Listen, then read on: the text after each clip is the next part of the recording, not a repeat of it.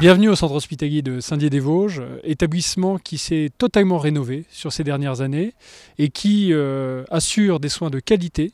Votre hôpital, évidemment, c'est une prise en charge technique de qualité. Ce sont avant tout des humains, des personnes qui y travaillent et qui écoutent, entendent, accompagnent, y compris dans les moments difficiles, quels que soient les services dans lesquels vous aurez à vous trouver. Nous avons une salle d'accueil des urgences vitales qui nous permet effectivement de prendre toutes les pathologies très graves, de faire toutes les réanimations nécessaires dans un premier temps et tout le conditionnement, soit pour un accueil de soins intensifs polyvalents de l'établissement ou alors sur les services de réanimation de la région, Épinal ou Nancy. L'hôpital de Saint-Dié-des-Vosges, ce sont 1000 professionnels de santé à votre service. Cet hôpital, c'est une chance, il s'est rénové, il s'est agrandi, il réunit sur un seul plateau technique l'essentiel des technologies et des savoir-faire nécessaires à la prise en charge de qualité de la population. Dans la sécurité à l'hôpital, elle regroupe trois éléments très importants. La première, c'est que vous voyez, on a de l'héliportage, on a de l'évacuation, on a des choses qui sont très importantes au niveau de la sécurité du patient. Et Saint-Charles est capable de recevoir et d'expédier des patients qui sont une pathologie qui est particulière, où la nécessité fait qu'on doit évacuer ou rapatrier quelqu'un par hélicoptère. Et là, vous voyez qu'on a un hélicoptère du SAMU qui vient de Nancy. On a des autres éléments qui viennent également, ou la gendarmerie qui nous ramène du personnel de Gérardmer ou qui viennent de la zone Alsace. Lorsqu'un patient se présente à l'hôpital pour la première fois, on lui affecte un numéro d'identification unique qui va le suivre tout au long de sa vie et qui permettra à chaque venue à l'hôpital de retrouver l'ensemble de ses données médicales et administratives qui garantira la sécurité de sa prise en charge. Quand on reçoit 100 000 patients par an, vous comprenez bien que l'information, c'est vital. L'ensemble des données qui seront saisies dans l'informatique seront ensuite utilisées par tous les professionnels de santé qui auront à prendre en charge le patient. L'hôpital est équipé de matériel informatique moderne, dispose de 2 salles avec des serveurs qui permettent en fait, grâce à un réseau informatique, de diffuser l'information dans les différents secteurs de l'hôpital. Cette information est donc accessible en temps réel par l'ensemble des professionnels de santé. Le centre hospitalier dispose de chariots mobiles avec de l'informatique embarquée, ce qui permet aux médecins, lors de leur visite, de prescrire les médicaments pour les patients. Ces données sont ensuite automatiquement envoyées vers la pharmacie, qui prépare les piluliers, je crois qu'on peut montrer les piluliers des patients, et nos infirmières les administrent et tracent leur administration sur l'informatique.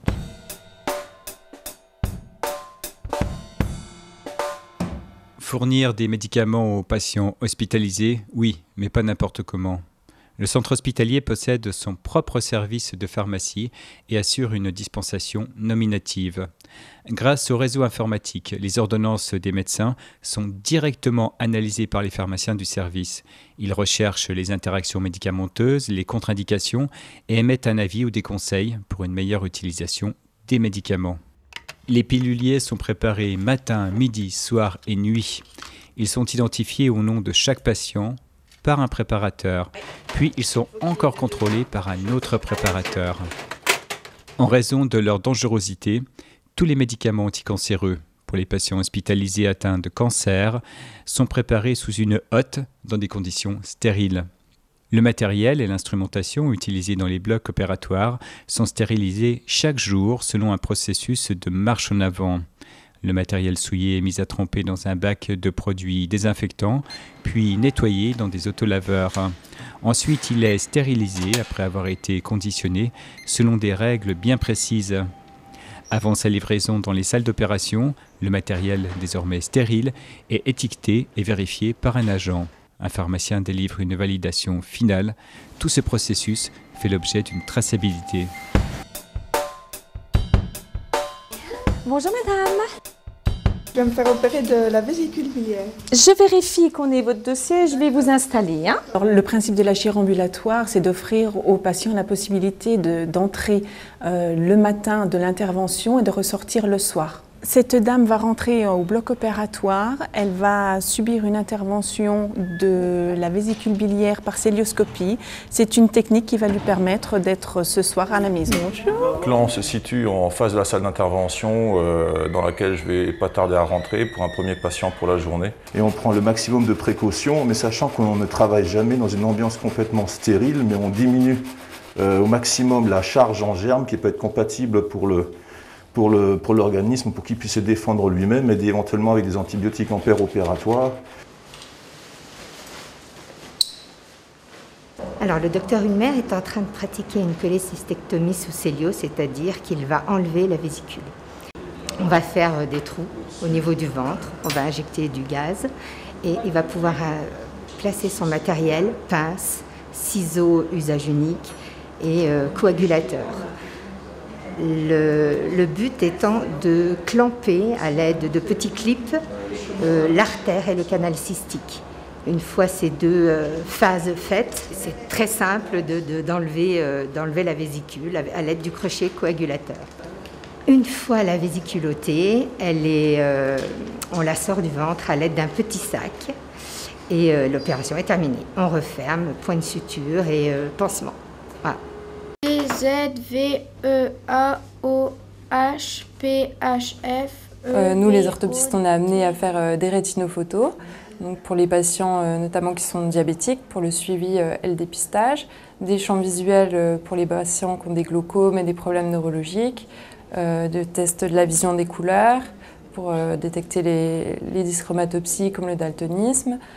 Et on fait aussi des bilans orthoptiques, donc là où on est amené à bilanter les enfants ou adultes strabiques et les paralysies oculomotrices en réalisant entre autres le test de Lancaster. Nous réalisons des prélèvements de cornée chez des personnes décédées et nous pouvons également transférer des personnes en état de coma grave qui sont des donneurs potentiels d'organes vers un centre autorisé au prélèvement d'organes et pour nous c'est Épinal. Les tissus que nous prélevons, les cornées, sont dans un deuxième temps greffés chez des personnes qui sont en attente de cornée. Les organes sont greffés également dans la foulée des prélèvements et il faut savoir qu'à l'heure actuelle, rien ne remplace un organe ou un tissu humain. Le scanner aujourd'hui est très utilisé, c'est un outil qui permet de voir de façon très détaillée quasiment tout le corps humain et donc c'est extrêmement utile autant pour les urgences où on arrive à débrouiller très rapidement beaucoup de situations. Quand il y a des douleurs abdominales, on peut bien souvent savoir pourquoi. Ça permet aussi de détailler de façon très fine tous les os. L'IRM, c'est la dernière technique d'imagerie qui est apparue et qui, cette fois-ci, n'utilise pas de rayons X du tout. C'est-à-dire c'est un champ magnétique qui est utilisé. Elle apporte de grands services pour les maladies neurologiques, donc tout ce qui est cerveau et moelle, mais aussi tout ce qui est muscles, tendons, donc toute la pathologie courante musculo-tendineuse.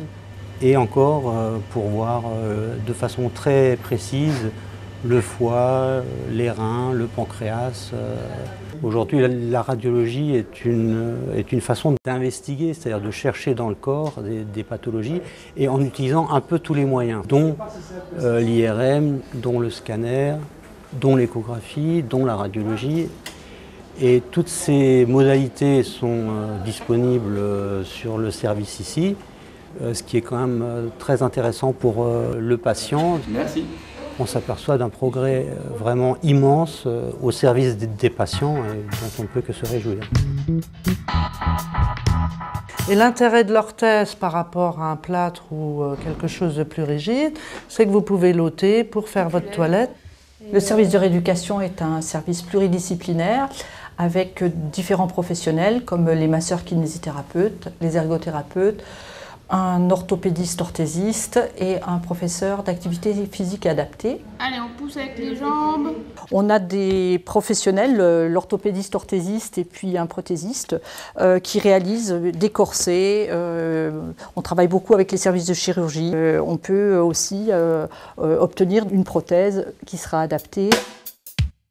Le service social est là pour organiser en grande partie les retours à la maison, les sorties d'hôpital, où il est nécessaire parfois de mettre des aides pour que ça se passe dans de bonnes conditions. Nous sommes parfois amenés à travailler avec l'usager et avec sa famille sur une entrée en maison de retraite lorsque le retour à la maison n'est plus possible. Nous travaillons en lien avec les services de soins dans lesquels nous nous rendons donc tous les jours. C'est un service spécifique qui s'adresse à toutes les personnes qui ont des difficultés pour des papiers administratifs, entre autres, auprès de la sécurité sociale, auprès de tous les organismes et y compris financement de mutuelles. Vous êtes donc ici au laboratoire de l'hôpital. Nous travaillons en fait en concertation avec les services cliniques qui nous demandent des analyses pour les différents patients. Nous travaillons également pour les consultants externes dans différentes disciplines. Le but, c'est grâce à un équipement performant de pouvoir rendre un maximum de résultats dans toutes les disciplines d'exploration connues à l'hôpital, en biochimie, en hématologie, en bactériologie. Quelques analyses qui ne peuvent pas être traitées ici sont traitées à l'extérieur, mais en gros, 90% de toute notre activité sort le jour même, donc dans le bénéfice unique du patient et de sa prise en charge. Gonfle tes poumons à fond et tu souffles fort et vite. Encore. Nous sommes dans le service de médecine B, service de Vincili qui est orienté dans la prise en charge des maladies respiratoires, quel que soit le domaine de la maladie respiratoire concernée, à savoir le cancer bronchique, la maladie asthmatique, la bronchite chronique compliquée, mais également les maladies professionnelles. La prise en charge par le massage essentiellement appliquée aux patients qui sont dans le cadre de la prise en charge en soins palliatifs, donc des patients essentiellement en fin de vie, mais cette technique de massage et de toucher empathique peut également être utilisée pour des patients qui présentent des syndromes dépressifs. J'enlève toutes les angoisses. Donc si vous ressentez le besoin de pleurer, il faut lâcher prise. Vraiment, ne vous occupez de rien, pensez à vous à cet instant. Vous avez ici une application d'une des activités du service depuis quelques mois, à savoir le dépistage des apnées du sommeil par une polysomnographie.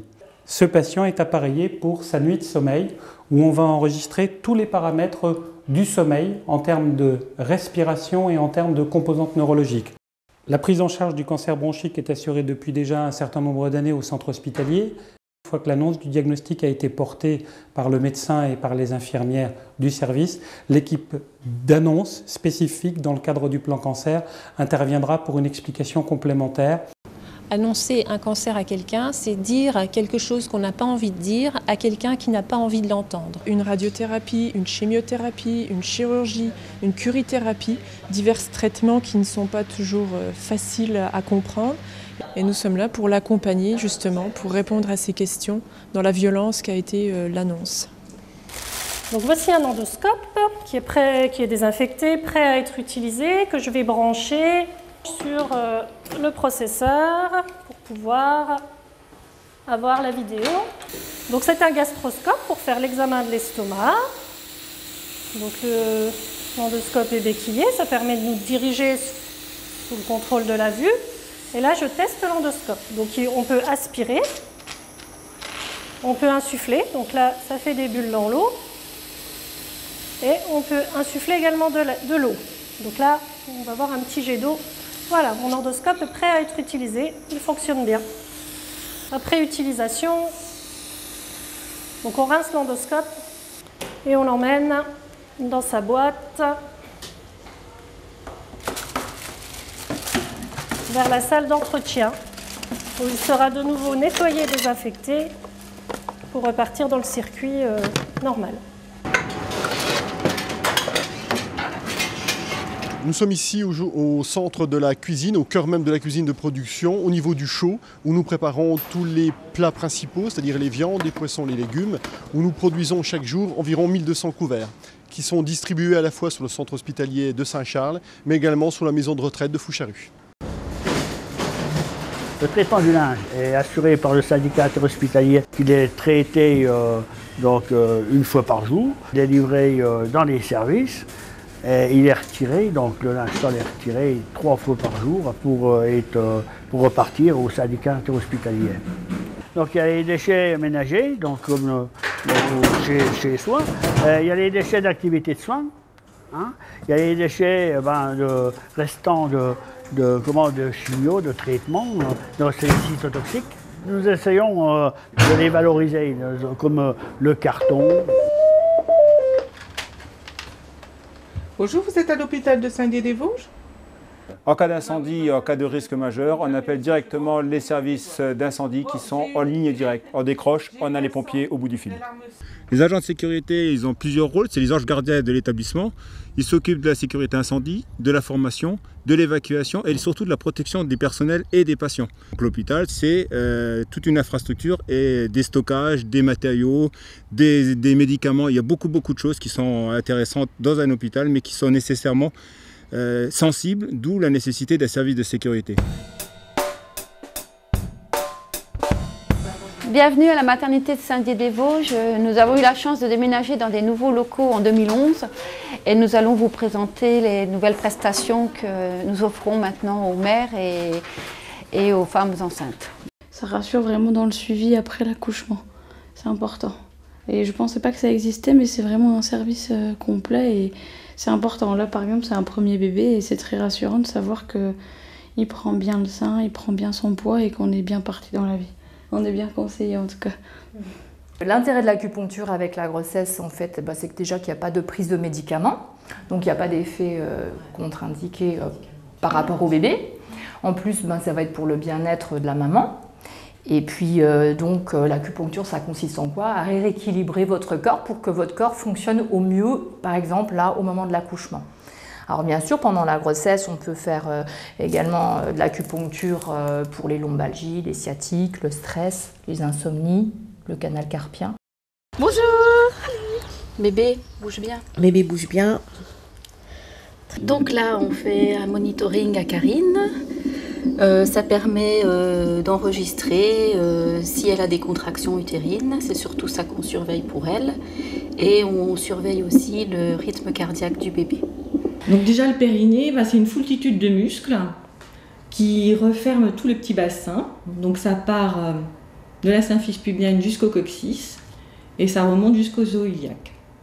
La construction du nouvel hôpital nous a permis d'avoir une salle nature. C'est une salle exceptionnelle dans laquelle les femmes peuvent se détendre et ainsi accoucher aussi sans péridurale. Ainsi, à Saint-Dié-des-Vosges, nous sommes vraiment bien équipés pour accueillir les mères et qu'elles vivent une naissance vraiment heureuse. C'est cool, on est face à la mer. Ben oui, c'est sympa.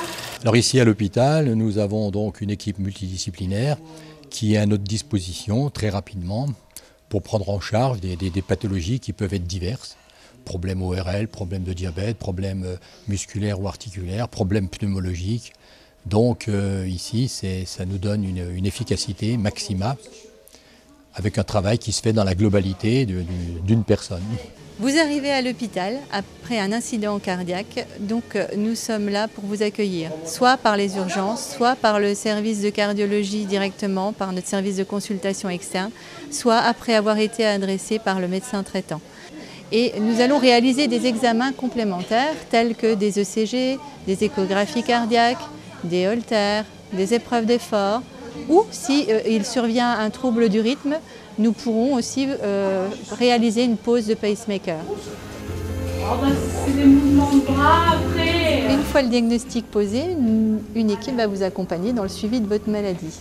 Donc avec un traitement médicamenteux adapté et des conseils diététiques ainsi que des conseils pour adapter les activités dans la vie quotidienne et les gestes. Voilà. Je serais mort. Voilà, alors on va filmer là. Filmer. Voilà un de mes patients, donc si je n'avais pas été là, vous seriez mort. Voilà, tout à fait. Voilà, tout à fait. Donc cet examen est une échographie cardiaque qui nous permet de calculer le fonctionnement cardiaque, bien apprécier l'anatomie des cavités cardiaques, des valves, calculer aussi les pressions du sang à l'intérieur du cœur, Voilà, c'est un examen qui est très utile et qui apporte beaucoup de renseignements pour bien soigner nos patients. Le fonctionnement des valves est bon. Vous venez de voir la grande diversité des soins qui peuvent vous être proposés si vous en avez besoin. Nous avons la grande chance, l'énorme chance de pouvoir vous soigner près de chez vous, dans un hôpital moderne, mais de taille humaine, en lien bien sûr avec les centres de recours régionaux, que sont le Centre hospitalo-universitaire de Nancy ou l'Institut de cancérologie de Lorraine. Cet hôpital, c'est le nôtre. Nous travaillons dedans tous les jours, mais c'est surtout le vôtre. Et nous sommes très heureux que vous soyez venus le découvrir aujourd'hui. N'hésitez pas à nous questionner, n'hésitez pas à nous faire part de vos remarques, parce que cet hôpital moderne qui est là pour notre santé à tous, nous tenons à le partager avec vous.